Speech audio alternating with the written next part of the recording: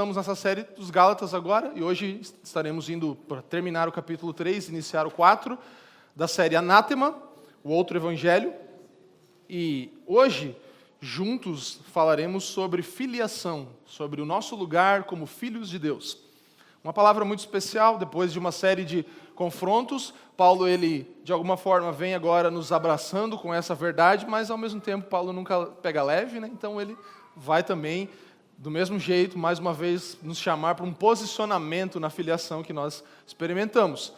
E eu, desde já, quero falar para você que não está acompanhando a série, que você ouça aí as palavras anteriores nas nossas redes sociais, nossas plataformas de streaming e tal, YouTube, Spotify, todas elas, de podcast. Você pode ir lá procurar a Família dos que Creem e ouvir as palavras anteriores para que você tenha um contexto também maior e uma compreensão maior do que estamos falando aqui.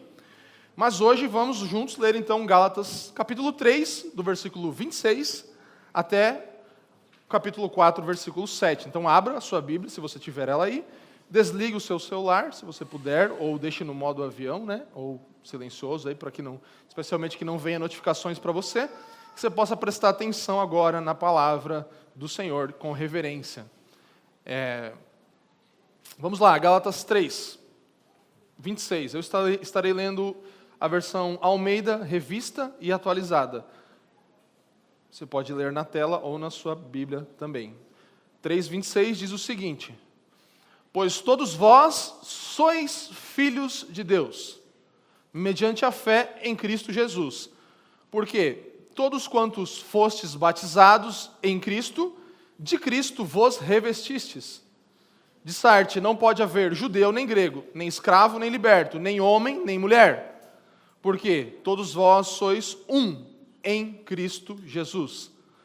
E se sois de Cristo, também sois descendentes de Abraão e herdeiros, segundo a promessa. Capítulo 4, versículo 1. Digo, pois, que durante o tempo em que o herdeiro é menor, em nada difere de escravo, posto que ele é senhor de tudo, mas está sob tutores e curadores, até ao tempo pré-determinado pelo Pai. Assim também nós, quando éramos menores, estávamos servilmente sujeitos aos rudimentos do mundo. Versículo 4. Vindo, porém, à plenitude do tempo, Deus enviou seu Filho, nascido de mulher, nascido sob a lei, para resgatar os que estavam sob a lei, a fim de que recebêssemos a adoção de filhos. E porque vós sois filhos, enviou Deus ao nosso coração o Espírito de seu Filho, que clama, Abba, Pai, de sorte que já não és escravo, porém filho, e sendo filho, também herdeiro por Deus. Inclina a sua cabeça, vamos orar pedindo iluminação do Espírito nessa manhã. Pai, nós te damos graças porque mais uma vez podemos nos aproximar de Ti e te chamar de Pai. Muito obrigado porque não só te chamamos de Pai, mas verdadeiramente você é o nosso Pai. Você nos inseriu na Tua linhagem, na Tua descendência. Você comprou com o Teu sangue pessoas de todos os povos, tribos, línguas e nações. E nós somos aqui hoje parte dessa grande família de Deus e dizemos muito obrigado, Senhor. Muito obrigado também pela Tua palavra que nos alimenta e nos sustenta, nos alinha, nos coloca corretamente dentro do Teu propósito. E nessa manhã nós te pedimos que essa porção das Escrituras que estamos lendo seja iluminada pelo Teu Espírito em nosso interior.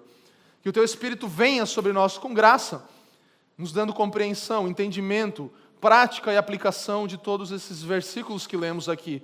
E que possamos realmente ser transformados na nossa compreensão do nosso chamado, da nossa existência aqui na terra. Que nós possamos ser iluminados nessa manhã com graça, com sabedoria e com revelação da parte do Teu Espírito. É o que te pedimos e oramos em nome de Jesus. Amém. Amém. Graças a Deus. Então, nós estamos aqui. Está caindo? Nós estamos aqui felizes por chegar a esse momento da carta em que falamos sobre o ápice do Evangelho. O ponto alto, o grande ponto alto do Evangelho, que é a nossa filiação. Nós somos filhos de Deus. Essa é uma condição que Cristo conquistou por nós.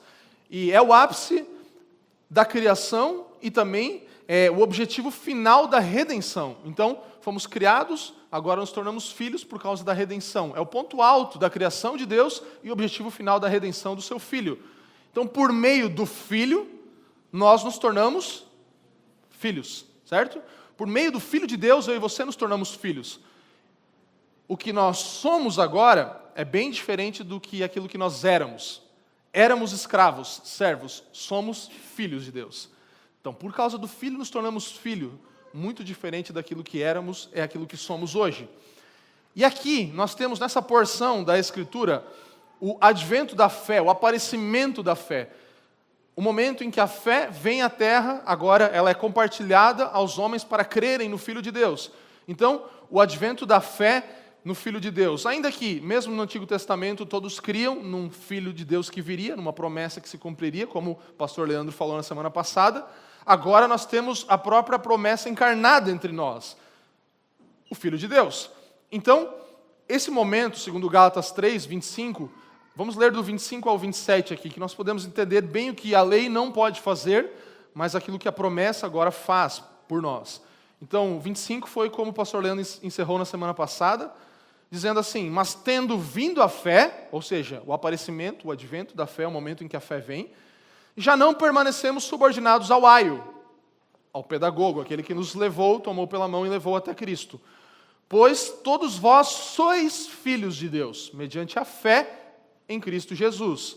Porque todos quantos foste batizados em Cristo, de Cristo os revestistes. Então, vamos ficar nesse 25 e 26 primeiro. O que Paulo está falando aqui? Ele fala, sois filhos de Deus. É uma afirmação, não é um processo. Lembra, nós falamos sobre santificação e justificação. Justificação é um ato. Nós somos justificados e nos tornamos filhos de Deus. A nossa relação com o Criador de todas as coisas agora é uma relação com o Pai Criador. Não só Criador, mas também nosso Pai. Nós nos relacionamos com Ele como Pai. Então, o primeiro aspecto da filiação aponta para o alto, aponta para quem Deus é para nós. Ele é o Pai, nós somos os seus filhos. Somos, estado presente. Eu e você somos filhos de Deus hoje. Nós precisamos entender aqui que existem criaturas e existem filhos. Tudo que há foi criado por Deus. Homens e mulheres que existem em todos os lugares do mundo foram criados por Deus, junto com todo o restante da criação. Mas há aqueles que foram regenerados e gerados no próprio Deus como filhos, do qual eu e você somos parte. Então, diferença entre criatura, não é todo mundo é filho de Deus. Todo mundo, não. A filiação é reservada para aqueles que creem. Somente aqueles que têm a sua fé depositada em Cristo Jesus é que são verdadeiramente filhos de Deus. Amém? Tudo certo? Então, agora, como filhos, não só criaturas de Deus, nós não temos mais medo. Nós agora amamos o nosso Pai. Então, a nossa relação com o nosso Pai, que era só de Criador, agora é de amor, não só de temor, de medo. E o versículo 27 diz assim: porque quando fostes batizados em Cristo, de Cristo vos revestistes. Aqui a gente está falando sobre uma parte muito importante do que temos nessa manhã. Quando Paulo está falando batizados, ele não está falando necessariamente do ato do batismo, ainda que o ato do batismo seja, sim, uma recomendação e algo que os cristãos fazem. De forma alguma, Paulo poderia falar agora que o batismo é uma necessidade para que alguém se tornasse filho, porque senão ele estaria fazendo a mesma coisa que os judeus faziam com a circuncisão, trocaria a circuncisão por batismo agora. Então o batismo não é um meio para ser salvo, um meio para se tornar filho. Ele é um sinal, um símbolo que todo cristão toma de manifestação do seu testemunho de ser parte de uma nova família. Mas o que eu percebo que Paulo está falando aqui é que ele está dizendo que nós somos batizados. A palavra está mais para a ideia de imersos, de imergidos em uma nova realidade. Porque essa é a ideia do batismo. Nós somos imergidos, nós somos inseridos em uma nova realidade. Então, a realidade de que agora somos revestidos de Cristo. Esse é o resultado da nossa união espiritual com o Filho de Deus por meio da nossa salvação. Somos revestidos através desse mergulhar na vida em Cristo. Então, a comparação de Paulo aqui é com roupa. Ele fala, vocês se vestiram, se revestiram. Revestiram de Cristo. Eu quero fazer um paralelo aqui com 4 coisas que nós podemos entender dessa ideia de revestir-nos com a nossa nova identidade, com a nossa nova roupagem. Então, primeira coisa, quando falamos dessa comparação, dessa analogia, dessa ilustração da roupa, nós entendemos que roupa fala sobre identidade. Pessoas se vestem como homens, como mulheres, pessoas se vestem com roupas mais elegantes, geralmente se são mais ricos, então você define o gênero, define às vezes classe social, às vezes você julga alguém por como se veste. Quantas vezes, né, nós olhamos alguém de cima para baixo, né, ou quantas vezes somos olhados, né, quem gosta de ser olhado de cima a baixo e a pessoa já te coloca numa prateleira, né? Você já olha assim, já fala, esse cara aí é rico, esse é pobre, esse é não sei o quê. Então, as etnias também são definidas. O Mel que estava aqui, acho que ele foi lá embaixo, né? Estava com uma roupa aí meio africana. Falei, isso aí, esse é um exemplo para hoje. Tipo, o cara está com uma roupa que lembra uma etnia. Então, assim, as roupas, elas mostram gênero, etnia, classe social. Mas o que nós podemos estar entendendo nesse texto é que a nossa identidade, se somos revestidos de Cristo agora, já não se define mais por nada disso. É o que nós vamos ver na sequência que Paulo vai falar. Então, essa nova roupagem agora nos mostra que nós estamos com as roupas de Cristo, não mais definidos pelo que somos no gênero, na classe social, no status que nós temos, se somos ricos ou pobres, não. Revestivos de Cristo. Segunda coisa, proximidade. Existe alguma coisa que está mais perto de você do que a sua roupa? A sua roupa está grudada na sua pele, ela está aqui. Ela está em nós. Então, revestindo-nos de Cristo também dá essa ilustração, essa ideia de que nós devemos ter Cristo como aquele que está mais perto de nós, bem junto a nós em todos os instantes. A roupa nos fornece proteção, é isso que Cristo nos fornece. Ele nos guarda, Ele nos aquece, Ele nos protege de todas as intempéries ao nosso redor. Por isso nós precisamos nos revestir de Cristo. A roupa também nos acompanha em todos os lugares, ela está tão perto que ela está em todo lugar. Você já viu aquela ideia do cara que fala assim, tem uma calça já que ela já anda sozinha, né? Que aquela calça que você pendura, ela já fica ali, parece que você está pendurado com ela ali, as pernas estão ali ainda, né? Porque ela acompanha você em todo lugar, é aquela calça que você gosta. É isso que nós precisamos entender que Paulo está falando. Isso é Cristo para vocês agora. Proteção, está com você em todo instante, é a pessoa que está mais perto de você. Isso é um cristão revestido de Cristo. Terceira coisa, imitação. É comum na moda que haja padrões, que haja estações diferentes, que haja momentos que se usa tal ou tal roupa, ou que há uma tendência de usar uma cor, uma coisa assim. Então é um padrão que nós podemos perceber também que há uma imitação, há um jeito de se vestir. E isso também fala de revestir-nos de Cristo.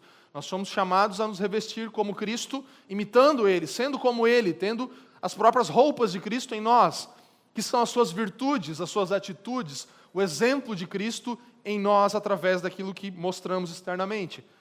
E em quarto lugar, aceitabilidade. Revestir, roupa, fala disso também. Dizer que Cristo é a nossa roupa é afirmar que Deus, aos olhos de Deus, nós somos amados devido à obra e à salvação de Jesus, porque agora Ele não nos vê mais com as nossas roupas de homens, mulheres, livres, escravos, ricos ou pobres. Ele olha para nós e vê Cristo. Estamos revestidos de Cristo. Aceitabilidade. A nossa roupa nova em Cristo nos faz ser aceitos diante do Pai. Não é isso uma boa nova, irmão? Você é aceito diante do Pai pela roupa que você tem agora. Então, quando Deus olha para nós, Ele nos enxerga como seus filhos. Por quê? Porque Ele vê o seu filho. Ele nos vê como seus filhos porque Ele olha e vê. Está com a roupa de Cristo. É meu filho. Está revestido. Aceitabilidade. Então, nós temos roupas novas em Cristo. Se nós temos roupas novas em Cristo, nós jamais precisaremos dos nossos trapos velhos para tentarmos ser aceitos por alguém ou pelo próprio Deus. Então, trapos velhos são as coisas que Paulo está falando. Deixem para trás as tentativas de serem aceitos, de serem reconhecidos, de serem identificados, de serem protegidos, porque agora vocês têm novas vestes, estão revestidos de Cristo. É isso que é ser um filho de Deus. Então, temos roupas novas em Cristo e jamais precisaremos dos velhos trapos para tentarmos ser aceitáveis. 28 e 29, o que Paulo está falando aqui? Leia comigo aí, na sua Bíblia, ou na projeção. Dissarte que não pode haver judeu nem grego, nem escravo nem liberto, nem homem, nem mulher. Por quê? Todos vós sois um em Cristo Jesus. Então, continuando o que eu estou falando aqui, justamente essa ideia do revestir nos dá essa ideia. Agora vocês têm uma nova veste, são reconhecidos por isso. Todos que são um com Cristo, Paulo está falando aqui, sois um em Cristo Jesus, entre vocês também. Então, se você é um com Cristo, você é um com o seu irmão. É isso que Paulo está falando. Não tem como ser um com Cristo sem ser um com o meu irmão, que é de outro gênero, de outra classe social, de outro estilo, de outra vida, outro modo de viver. Ele é um comigo porque eu sou um com Cristo. Então, há diferenças. Paulo não está aqui dizendo que não há diferenças entre escravos, livres, judeus, gregos, homens e mulheres. Essas diferenças, elas são distinções que nós temos, mas elas jamais podem nos tornar desiguais espiritualmente. Espiritualmente nós somos iguais diante do Senhor. Então, você precisa entender que você é cristão antes de mais nada. Você não é definido, eu sou mulher, sou homem, sim, isso tudo é verdade, eu sou rico, eu sou pobre, eu sou um advogado, eu sou um médico, eu sou um pedreiro, eu sou um mecânico, eu sou um juiz, eu sou uma dona de casa. Não, isso tudo é secundário, terciário. Você primeiro é filho de Deus. É o que Paulo está falando. Então você é definido por isso. Nós sempre deveríamos nos definir em primeiro lugar por filhos do nosso Pai, antes de qualquer coisa. Filhos que se tornaram semelhantes a Cristo agora. Então, há diferenças dos papéis de liderança na igreja, submissão, sociedade, em casa, há papéis diferentes para gêneros e para todos os tipos de distinções. Todas essas distinções foram ordenadas por Deus, mas Deus ordenou um princípio que é excelente, é sobremodo maior do que isso, que é a nossa filiação em Cristo, onde essas diferenças elas não devem mais ser importantes. Por exemplo, Jesus é um com o Pai, certo? Ele é um com o Pai. Então, sendo um com o Pai, mesmo assim ele assume um papel de submissão e vem à terra. Ele tem um papel distinto numa ação, numa atitude. Isso não o torna menos Deus, espiritualmente ele é um com o Pai. É a mesma coisa que ocorre com o corpo de Cristo. E toda essa afirmação de Paulo aqui em relação até a homens e mulheres é uma coisa muito ousada para aquele tempo, para se falar, de se comparar, de botar em pé de igualdade. Infelizmente eram tempos difíceis para as mulheres, para as crianças e tudo isso. Mas aqui ele está falando, não, é todo mundo um só. Em Cristo ninguém é diferente. O foco de Paulo não está necessariamente em pregar uma revolução social e falar, vamos lá, os homens e as mulheres, todo mundo é igual, somos iguais, direitos iguais, queremos direitos. Não, ele não tem a ideia de fazer uma revolução social aqui. Paulo aqui ele quer derrubar as barreiras no meio da comunidade. Não tem revolução social da parte da igreja, você não tem que quebrar essas barreiras primeiro no meio da vida da igreja. Nós precisamos quebrar isso entre nós, como corpo de Cristo em primeiro lugar. E é isso que Paulo está falando aos Gálatas. Entre vocês não há mais isso. Então, às vezes, a gente pensa que Paulo estava revolucionando, mas não, ele estava só organizando a casa. Ele estava ali falando com os irmãos dele. Então, falando de unidade do Evangelho. As boas novas do Evangelho criam unidade. E as más novas do Evangelho também criam unidade. Quais são as más novas do Evangelho? Antes de ser uma boa nova, o Evangelho precisa trazer uma má notícia para nós, de que nós somos todos igualmente pecadores e carecemos da glória de Deus. É para isso que a lei existe. Ela tem 3 funções. Primeiro, nos mostrar o que é o pecado. Isso é pecado, pronto. Segundo lugar, somos pecadores e não conseguimos cumprir essa lei. Terceiro lugar, precisamos de um Salvador. Esse é o papel da lei. Então, nós temos essa má notícia, não temos como nos salvar. Daí, já nisso nós estamos unidos. Porque não tem ninguém aqui que é mais ou menos pecador, não tem ninguém aqui que fez alguma coisa a mais do que o outro, e todos somos igualmente pecadores na má notícia do Evangelho. E na boa notícia do Evangelho, nós nos tornamos também um só, porque não tem como ter orgulho de algo que você não fez, né? Não tem como você querer se orgulhar de uma coisa mais do que o outro, se todos nós somos iguais, pecamos igualmente, ninguém vai brigar para ver quem foi o mais pecador. Ainda que Paulo falava isso, para que todo mundo pudesse compreender que todos eram pecadores, inclusive aquele apóstolo. Então, as más e as boas novas do Evangelho nos conectam em unidade. Sabe, irmãos, é importante a gente entender que há diferenças no corpo de Cristo, e há diferenças, todas essas que Paulo cita. Mas, ainda que essas diferenças existam, elas não importam mais. Percebe a diferença? Elas existem, mas elas não importam mais. Tem diferença? Tem. Interessa? Não. Diante de Deus, como filhos na família de Deus, não tem valor. Não interessam. Existem. Não interessam para isso que estamos falando. Então, nós somos iguais na necessidade de salvação, certo? Alguém reconhece que não precisa de salvação? Então você não nasceu de novo, você ainda não viu isso, você não foi confrontado pela lei. Tudo bem, mas aqueles que já foram salvos, não tem como reconhecer algo diferente. Todos precisam da salvação. Somos iguais nisso. Somos iguais na incapacidade de obter a redenção, de merecer a redenção. Somos iguais nessa notícia do Evangelho. E somos iguais também no fato de que Deus oferece gratuitamente a todos nós esse presente. Ninguém pagou mais ou menos. Ninguém pagou nada. Ninguém pegou na promoção, ninguém pegou na Black Friday, ninguém comprou na cotação menor da sua salvação, né? Eu consegui ali, foi mais legal. Não, você recebeu de graça igual eu. Todo mundo recebeu de graça. Ninguém pagou mais, ninguém pagou menos. Todos ganharam, todos receberam. Como nós vamos nos comparar e querer ser diferentes se todos somos iguais nos méritos do Evangelho? Não há méritos para nós, mesmo assim o Senhor nos honra. Vamos lá, versículo 29. Final desse terceiro capítulo. Acompanhe comigo. E sois de Cristo, também sois descendentes de Abraão e herdeiros segundo a promessa.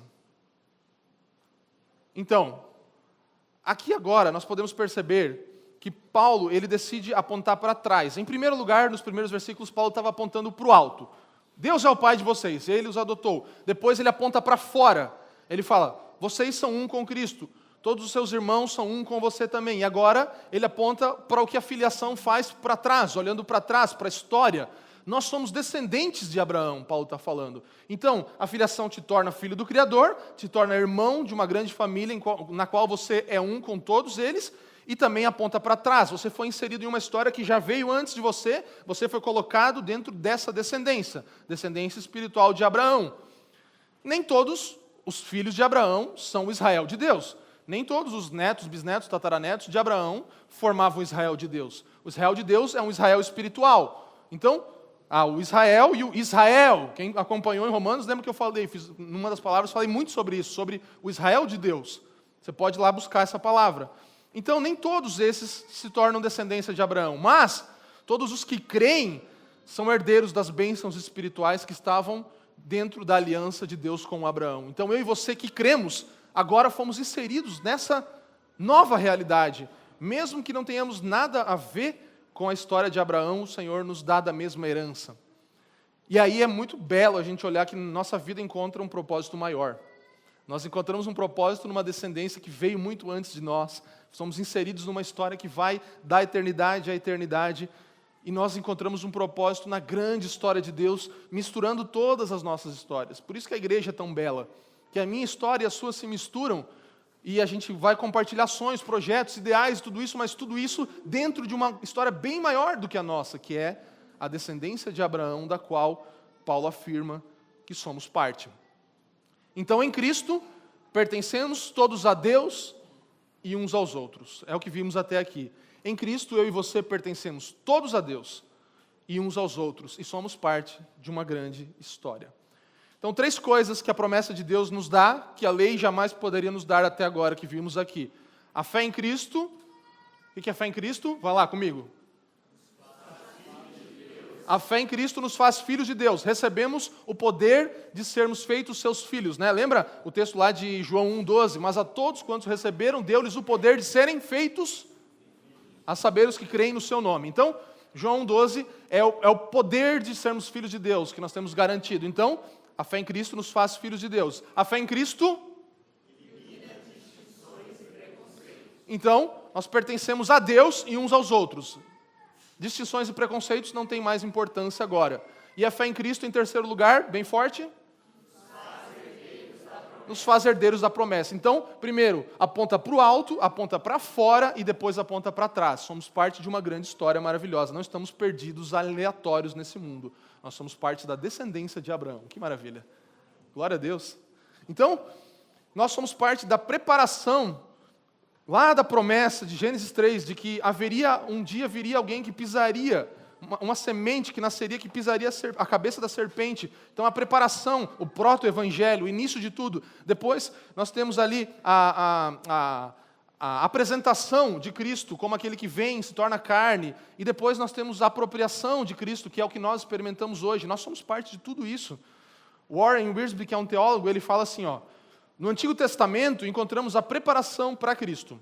Nos Evangelhos, a apresentação de Cristo. E nos Atos, a Apocalipse, a apropriação de Cristo. E eu e você estamos inseridos nisso tudo. Lá em Abraão, nós estávamos juntos. Lá, no dia em que Jesus nasceu, nós estávamos juntos. E hoje nós estamos com Ele também, por meio dessa família maravilhosa que é a igreja. Amém? Então, vamos avançar. Segunda parte dessa mensagem, nossa filiação divina. Capítulo 4.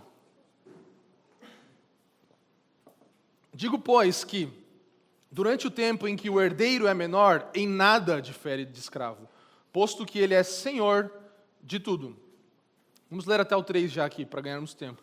Mas está sob tutores e curadores, até ao tempo pré-determinado pelo Pai.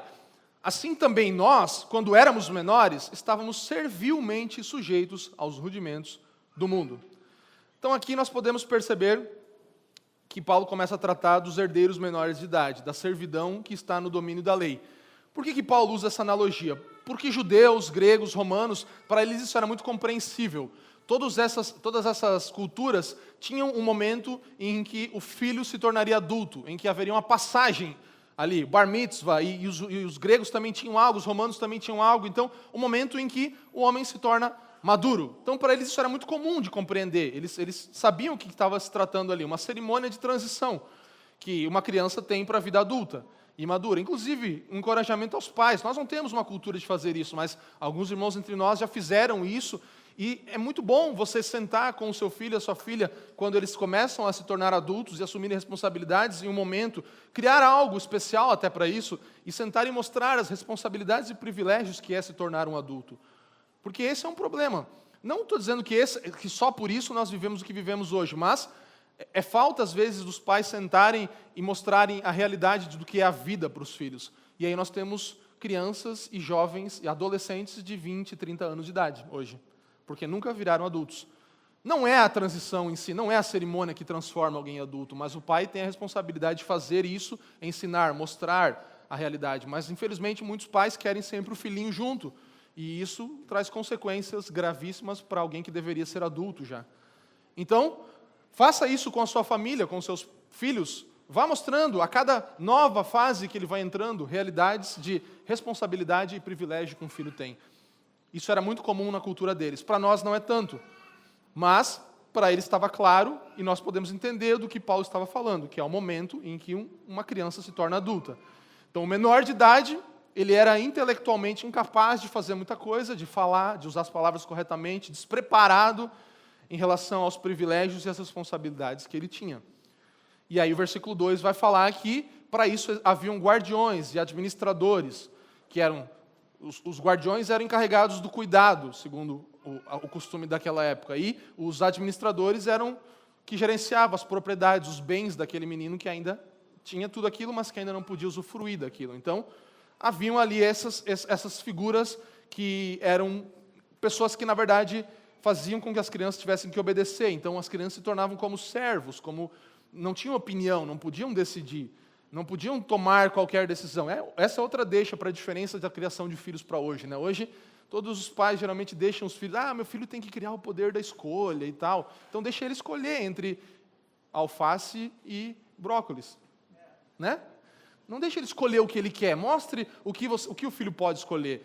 Ele tem ali uma determinada área em que ele pode exercer o poder de escolha dele. Mas, infelizmente, nós saímos de uma geração, a geração dos meus pais, em que a caneca voava na cabeça, o que tinha jogava na cara, e os filhos eram tratados muito mal, ia comer um frango, se sobrasse um rabo do frango podia comer, senão não comia nada. E meu pai conta essas histórias para mim, eu não sei como é a sua criação, mas só para uma outra geração nós temos crianças que se tornam o centro das atenções e elas comem antes de todo mundo, a mãe não come, o pai não come, tudo gira em torno da criança no lar e tal. Você vê que é até difícil para a gente entender o que está acontecendo aqui, porque nossa geração está bem bagunçada, mas a dos cristãos não deveria ser assim. A sua e a minha casa deveria ter outros padrões. Nós deveríamos guiar de outro jeito, não com aquela severidade dos nossos pais e nem com a moleza de hoje, porque eu tendo a pensar que a molezinha de hoje é pior do que aquela severidade dos nossos pais e avós, certo? Ou não? Talvez esteja errado, não sei. Acho que não. Mas pare para pensar. Isso aqui é só um adendozinho, não tem nada a ver com a palavra, mas Essa palavra é pastoral de exortação, irmão. Tá bom? Guarda aí. Põe no bolso. Vai lá. Nós éramos menores e estávamos escravizados, Paulo está falando no versículo 3. Nós vivíamos cheios de leis, cerimônias, com o fim de alcançar a aceitação divina. É isso que os cristãos, não cristãos, ainda pagãos, antes viviam, e os filhos também vivem como imaturos.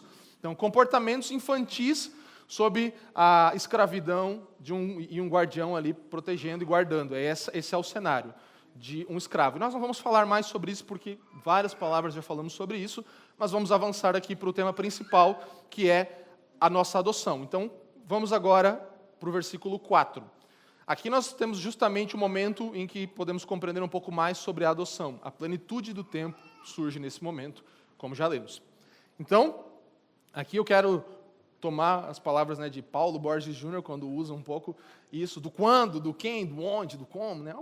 Tem o quem, tem o como, tem o onde. Então aqui é o quando de Deus, o quando do Filho de Deus. Quando que o Filho de Deus vem? Vamos ler, capítulo 4, versículo 4.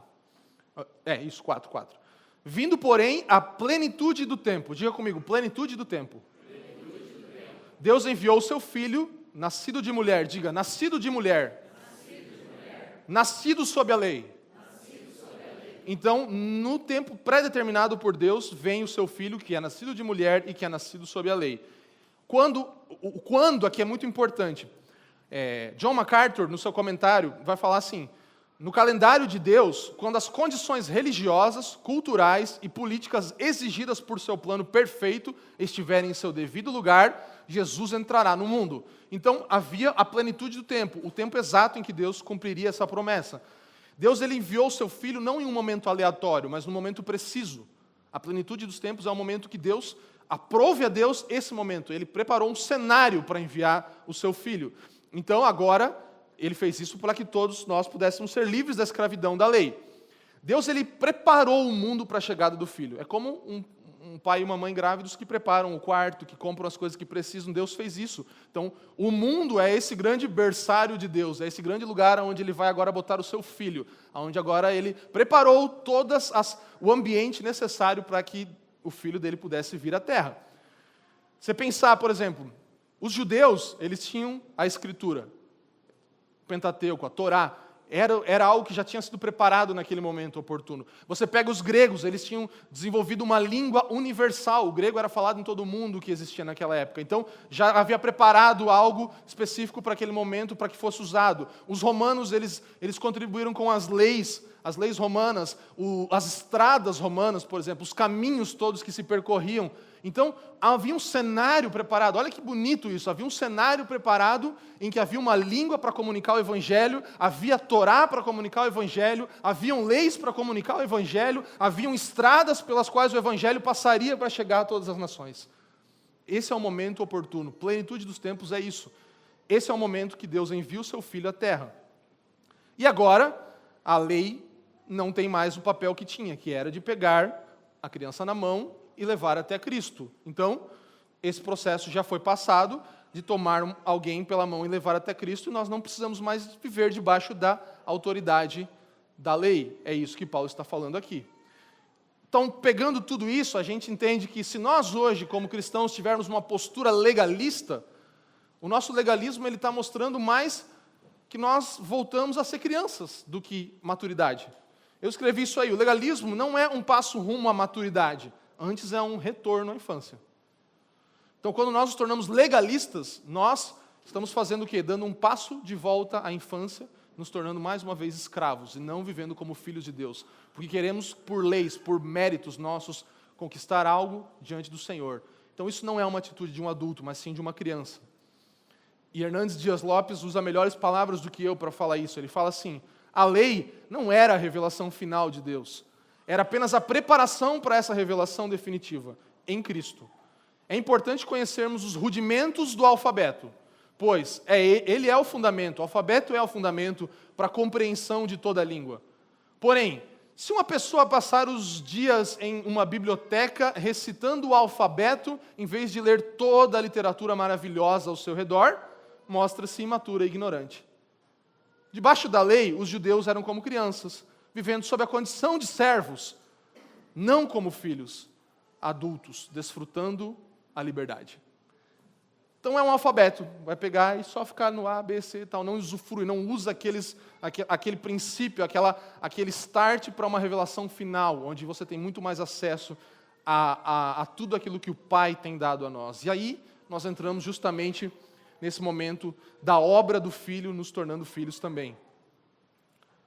Versículo 4, mais uma vez diz: vindo, porém, a plenitude do tempo, Deus enviou seu Filho, nascido de mulher, nascido sob a lei, para resgatar os que estavam sob a lei, a fim de que recebêssemos a adoção de filhos.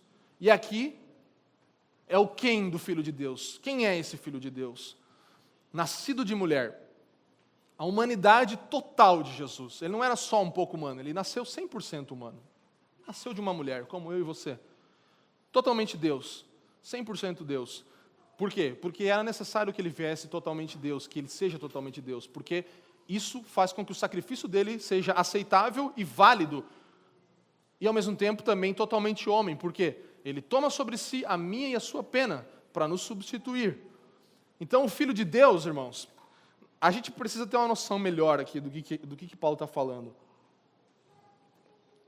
O Filho de Deus, irmãos, ele é pré-existente. Antes de ele vir ao mundo, ele já existia, certo? Antes de tudo ser criado, na glória eterna que ele tinha com o Pai, ele já habitava, ele não passou a existir. Cristo não passou a existir, ele é o Pai da eternidade. Ele não passou a existir. Ele não foi criado, ele é o Criador de todas as coisas. Ele não teve começo, ele é a própria origem de tudo que existe. Esse é o Filho de Deus. Todas as coisas foram criadas por ele. O Filho de Deus é divino. Ele é igual ao Pai, ele é coigual ao Pai, ele tem a mesma autoridade que o Pai, ele é eterno, ele tem a mesma substância que o Pai. Ele é o Deus do Deus, ele é o mesmo Deus que o Deus, ele não é uma parte menor. Sabe, Jesus Cristo é imenso, é infinito, é eterno. Ele é onisciente, onipresente, onipotente, ele tem todo o poder, ele está em todos os lugares, ele tem todas as coisas em suas mãos, ele é imutável. É esse Deus que nasceu de uma mulher. A gente tem que ter noção do que Paulo está falando aqui, sabe? Esse Deus é o Deus que a Bíblia vai falar que nem os céus dos céus puderam conter ele. Ele nasceu de mulher. Ele veio e habitou no nosso meio, de um nascimento natural. Ele nasce, o Filho de Deus. Ele se faz carne, ele veste as nossas vestes, ele calça os nossos calçados. Em tudo ele se torna semelhante a nós, em tudo. Só numa coisa não. Ele não pecou. Essa é a grande diferença. Em tudo ele se torna semelhante a nós. O perfeito Deus, ele vem perfeitamente homem, ele é divino, ele é humano, mas ele não peca, ele se torna semelhante em tudo a nós, não no pecado. William Hendrickson diz assim: para nos salvar, Jesus Cristo precisava ter em uma só pessoa tanto a natureza divina como a humana. A divina para poder dar a seu sacrifício um valor infinito, porque ele era infinito. E a humana, porque já que foi um homem, Adão, que pecou, um homem devia pagar pelo pecado e entregar sua vida a Deus em perfeita obediência. Então Jesus ele vem debaixo da lei, nascido de mulher debaixo da lei. Debaixo da lei como todos os homens, porque ele também foi obrigado a obedecer todas as leis. Como todos os homens, ele foi obrigado a obedecer todas as leis. Diferente de todos os homens, ele foi o único que obedeceu perfeitamente.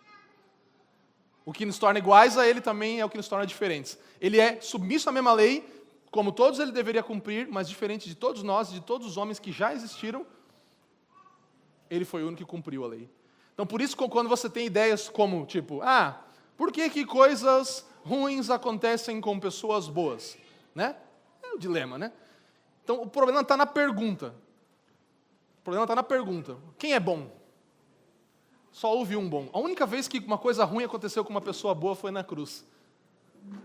Amém ou não amém?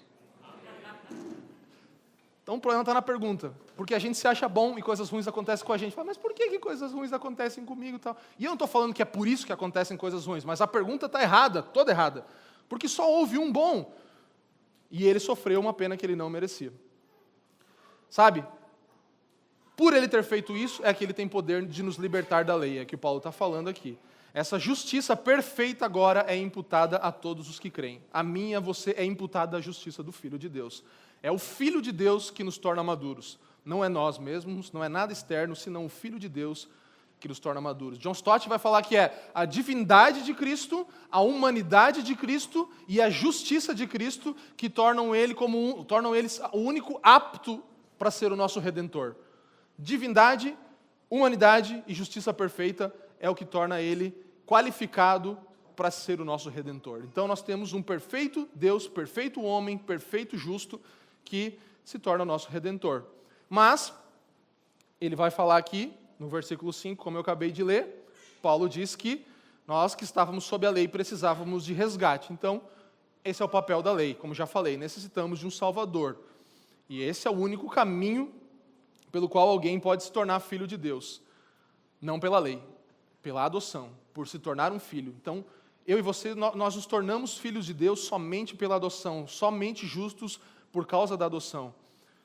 John MacArthur, ele diz assim, eu gostei muito disso, preste atenção. Ele fala assim, a adoção é o ato de trazer alguém que pertence à descendência de outro para a própria família. É isso que Deus fez. Ele tirou pessoas que eram de uma outra descendência e trouxe para a sua própria. Isso é adoção. Nós somos tirados de uma descendência e fomos inseridos na descendência dos filhos de Deus agora.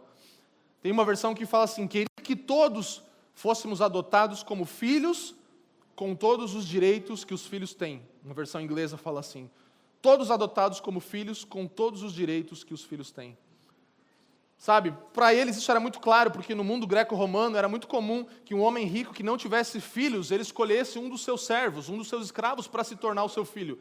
Isso era comum acontecer para eles. Então, no momento daquela adoção, o servo ele deixava de ser escravo e agora ele recebia todos os privilégios de um filho. Ele, então, agora tinha todas as propriedades à sua disposição, tudo que estava ao redor dele e dentro dele dava a condição de um filho, de um herdeiro. Mesmo que por nascimento aquela pessoa era um escravo, agora ele começa a herdar todas as coisas do novo pai dele. Então, recebia um status legal, era carimbado, agora você é meu filho. Era uma nova vida para um escravo, com todos os privilégios de um filho. Só que a minha pergunta para você, e é onde eu aponto para o final, é essa aí, ó. Você é salvo ou você é meio salvo? Salvo ou meio salvo? Salvo. Salvo ou meio salvo? Não tem como ser meio salvo, essa é a verdade, mas a gente pode viver como meio salvo, né? Então, talvez você fale, tá, sou salvo, mas eu vivo meio como meio salvo. Vamos ver. Diagnóstico, você se avalia, vai. Primeiro, o que a salvação é em primeiro âmbito? É uma transferência dos nossos pecados, os pecados que estão em nós são transferidos de nós para Cristo, amém? Nossos pecados, ele assume, ele é o Cordeiro de Deus, ele assume como Cordeiro. Todos os cordeiros que eram sacrificados no Antigo Testamento apontavam para o Cordeiro de Deus, porque haveria de vir um cordeiro. Então, era a expiação que acontecia. Eles tomavam, o cordeiro tomava os pecados do povo e era imolado. Então, havia perdão. Isso apontava para um sacrifício perfeito, que era de um cordeiro que morreria de uma vez por todos os pecados. Então, todos os nossos pecados são colocados em Cristo e ponto. Aí acontece uma parte da salvação. Mas há um segundo aspecto importante da salvação, que é a transferência dos direitos e dos privilégios legais de filhos para nós. Então, muitas vezes a gente vive como perdoado, como alguém que não fui perdoado, graças a Deus, mas não usufrui da filiação. Isso é igual a ser meio salvo. Porque há uma plenitude na salvação, que é perdão de pecados e viver como nova criatura e filho do Pai, com todos os privilégios que Jesus nos entrega.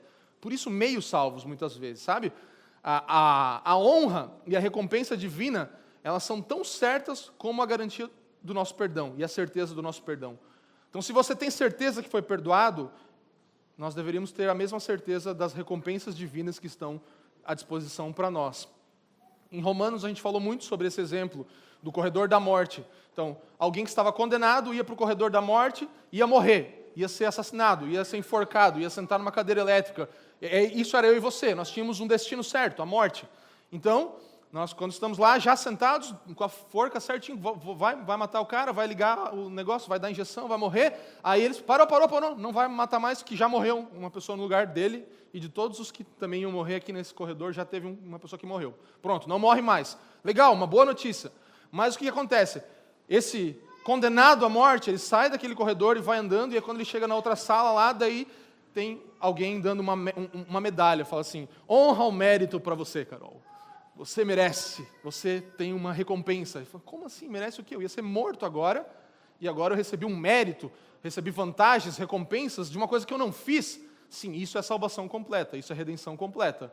Então você e eu, condenados ao corredor da morte, não só somos livres da morte, mas recebemos uma medalha de honra ao mérito que Cristo conquistou por nós. Isso é salvação completa. E o problema é que eu e você esquecemos disso, por isso nós nos tornamos meio salvos. E Tim Keller, no seu livro Comentário de Gálatas, fala assim, a menos que nos lembremos disso, dessa duplo caráter da salvação, ficaremos ansiosos e até desesperados quando pecarmos ou falharmos. Pensaremos que as nossas dívidas foram apagadas, mas que nos cabe registrar boas ações em nosso carnê, a fim de que Deus nos aceite. Nossa herança não é um prêmio a ser ganho, é um presente de Cristo. Nossa herança é um presente de Cristo. E no versículo 6 agora nós temos a obra do Espírito aqui então. Então, além disso tudo, nós temos a obra do Filho e a obra do Espírito também aqui agora. Versículo 6 diz, e porque vós sois filhos, enviou Deus ao nosso coração o Espírito de seu Filho, que clama, Abba, Pai. A obra do Filho e a obra do Espírito. Rapidamente eu quero distinguir isso para a gente ter clareza aqui na atuação.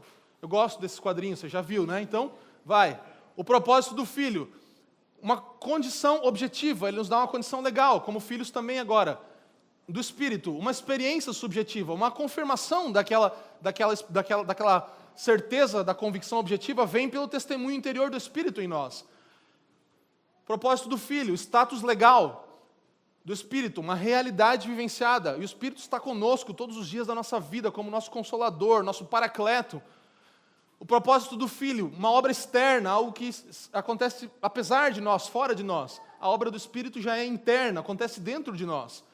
O propósito do Filho, não necessariamente algo que nós sintamos, eu senti algo que Deus... Não, ele fez algo real, prático, fora de você. Já o Espírito, ele nos toca profundamente. Então, quando somos cheios do Espírito, quando recebemos pela salvação, no mesmo instante, recebemos sim o Espírito, não há um outro momento. E nesse momento somos quebrantados, isso move o nosso interior com emoções e tudo isso. O propósito do Filho, o Filho veio habitar entre nós, e o Espírito vem habitar em nós. Então, enquanto o Filho vem habitar entre nós, como um de nós, como exemplo de um humano, agora o Espírito faz morada dentro de mim e de você. Só que essas duas coisas, elas jamais trabalham separadamente. Não tem como você ter a obra do Filho separada da obra do Espírito. São duas coisas que acontecem simultaneamente, constantemente, na nossa vida e também quando nós experimentamos a nossa salvação. Imagina comigo, do que adiantaria se Deus ele tivesse derramado o Espírito dele de forma genérica no mundo? Vou derramar o meu Espírito sobre os livros, sobre o ar, sobre a opinião das pessoas, aí vai ser inspirada pelo Espírito. Não era esse o propósito, isso não adiantaria de nada. Na ideia e no plano perfeito de Deus, ele queria habitar em pessoas e não em um ambiente externo. Ele não queria habitar em coisas, ele queria habitar em pessoas. Esse é o plano de Deus e é a forma que ele nos transforma a imagem do seu Filho também, na santificação. Então ele habita nos filhos de Deus, confirmando, em primeiro lugar, a sua adoção, nos permitindo clamar a Ele como nosso Pai, nosso Abba, com esse profundo sentimento interior daquilo que nós agora temos em Cristo, nosso relacionamento, sabe? Até essa ideia do Abba é a palavra que Jesus usou lá no Getsemane, quando Jesus estava no Getsemane, ele clama Abba. Então, é mais uma forma de nós nos identificarmos com o mesmo Pai, que era o Pai de Jesus, e agora podermos chamar esse Pai da mesma maneira. Você acha que seria comum alguém poder falar assim com Deus? Não, era um termo, eles consideram um termo atrevido. Ninguém falava ao Senhor, Deus, Jeová, Criador de todas as coisas, Adonai, ninguém falava papai para ele. Não era uma coisa que se podia fazer. Agora, os filhos podem falar papai. Eles podem falar paizinho, você é meu paizinho. Você não é mais meu Senhor distante, Senhor dos exércitos, continua sendo. Mas mais do que isso, ele se torna o seu pai. Papai, paizinho. É isso que nós aprendemos a viver com a nossa filiação. O privilégio que nós temos da condição de filho, sabe? Deus, versículo 7, ele fala assim, de sorte que já não és escravo, porém filho, e sendo filho, também herdeiro por Deus. Deus enviou o seu próprio filho para obter outros filhos. Aquele que era unigênito se torna primogênito, que era único se torna o maior de todos os irmãos. E nós somos essa família de muitos filhos, semelhantes a Jesus, para a glória de Deus. É isso que nós somos, uma família de muitos filhos. Então, você não vai encontrar aqui um pai ou uma mãe na igreja, você vai encontrar muitos irmãos, alguns mais velhos, alguns mais novos. Você vai encontrar algum irmão que em algum momento talvez vai ter uma postura de pai com você, vai ter que te chamar, mas ele não é seu pai. Não existem outros pais a não ser o nosso único pai. Ele é o nosso pai espiritual. Nós somos todos irmãos uns dos outros e podemos usufruir disso, ensinar a alguns, aprender de outros e amar a todos. Sermos um com todos os irmãos. Sabe? A filiação, ela dá intimidade no relacionamento com Deus e dá autoridade para viver isso como família e também para ter tudo que Deus nos deu nessa terra. Não são sinais grandiosos que vão assegurar que nós somos filhos de Deus, porque até sinais grandiosos, Jesus mesmo fala que naquele dia ele vai falar, não conheço, não sei quem você é, mas um testemunho no interior, isso não isenta que nós podemos experimentar grandes coisas, milagres, maravilhas, mas o testemunho interior do Espírito é que nos assegura, você é filho de Deus, sois filhos de Deus, Paulo está falando, vocês são filhos de Deus, e isso é pelo Espírito que nós temos essa certeza. Então, concluindo, para o Filho de Deus, se eu e você somos filhos de Deus, todos os nossos dias são de muita confiança e ousadia. É assim que um filho de Deus vive. Ele vive certo, ousadia, confiança de que ele tem um pai. Não anda com medo de um lado para o outro, ele não tem medo de nada e nem de ninguém, porque o nosso pai é o dono de tudo isso aqui, certo? Ele que governa tudo aquilo que a gente pode ver. Então não tem como a gente querer viver de outra forma, senão com muita confiança. Sabe, Deus ele vai nos honrar e Ele está nos honrando como Ele honra o seu Filho. Nós vivemos hoje com a cabeça bem erguida, é assim que um filho de Deus vive. É assim que eu e você precisamos viver com essa certeza. A nossa filiação tem que afastar de nós o medo de ter que realizar alguma coisa ou deixar de fazer alguma coisa para ser aprovado por Deus. E é por isso que eu estou te chamando nessa manhã para ser um salvo por completo. É muito espantoso isso. E eu sei que a gente às vezes tem dificuldade de receber esse presente. Que Deus agora nos trata como se nós tivéssemos vivido e feito tudo que Jesus fez. É difícil entender isso, né? É difícil compreender. Essa é a loucura da pregação e a graça do Evangelho. Jesus amar você como se você, e me amar como se eu, tivesse feito tudo que Jesus fez. Ter sido perfeito como Ele foi. E é isso que a palavra nos ensina e isso é o Evangelho. Jesus te ama como se você fosse o próprio Filho dele. Como se você tivesse revestido. Ele olha para você e para mim e vê o próprio Cristo. Nós podemos nos aproximar dele como se nós fôssemos tão belos, tão fiéis, tão justos, tão heróicos como o próprio Filho dele em pessoa. Tudo o que é do Filho de Deus é meu e é seu também. As heranças espirituais, as riquezas espirituais, as coisas que o Filho conquistou para nós, nós temos hoje acesso a nós. E eu encerro essa manhã te fazendo uma reflexão, uma pergunta, para que você possa fazer uma reflexão. E a pergunta é essa. Pergunte isso para você mesmo. Eu estou agindo como escravo que sente medo de Deus ou como um filho seguro do amor do meu pai? Como você tem agido? Porque é isso que os Gálatas foram desafiados aqui a pensar. Vocês estão agindo como? Os Gálatas, eles estavam tendo um retrocesso que era algo deplorável, era algo terrível. Eles estavam voltando para um lugar terrível. E quantas vezes eu e você voltamos para esse lugar? Os Gálatas estavam igual o filho pródigo lá em Lucas 15. Que ele falava assim, eu quero só que meu pai me aceite como um escravo, por favor. Quando na verdade ele era um filho. Esse é o retrocesso dos Gálatas. Por favor, só me aceita como um escravo, por favor, deixa eu trabalhar para você. Lembra a história do filho pródigo? Vai lá, toda aquela bagunça tal, e volta para casa e fala, por favor, me aceita só como um dos seus escravos. Sendo que ele era filho, ele não tinha perdido o lugar de filho dele, jamais, mesmo que ele tinha feito tudo aquilo. Ele falou, por favor, me aceita. Só me paga o meu salário. Você tem certeza? Você quer o seu salário? O salário do pecado é? Né? Então, eu vou te dar muito mais do que um salário, eu vou te dar uma herança. E como que a gente volta atrás, irmãos? Nessa vida de querer viver na escravidão, de querer cumprir as coisas, não ter certeza, ter medo, sabe? Ser afrontado todo momento como um escravo, que parece que vai vir uma chicotada de qualquer lado. Você é filho de Deus. Eu e você precisamos sair nessa manhã com essa convicção, pelo Espírito Santo em nós, e vivermos como completamente salvos. Nós não queremos o nosso salário se nós temos uma herança, certo? Nós não queremos aquilo que éramos merecedores. Nós não queremos ser trabalhadores se nós somos filhos. Nós desejamos, muitas vezes, que o nosso Pai nos aceite como servos, sendo que nós somos seus filhos. Sois filhos de Deus, é o que Paulo fala aqui.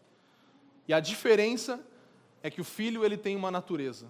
O servo não tem uma natureza, não tem a natureza do pai. O filho tem a natureza do pai, está na descendência, está agora dentro da descendência do pai. O servo não. O filho tem um pai, o servo tem um senhor. O filho tem um pai, o servo tem um senhor. O filho ele obedece por amor, e o servo obedece por medo, por temor, porque vai sofrer consequências. O filho é rico, o servo é pobre. O filho tem todo acesso a todas as riquezas do pai. O servo não, o servo ele é pobre, ele não tem, ele é limitado.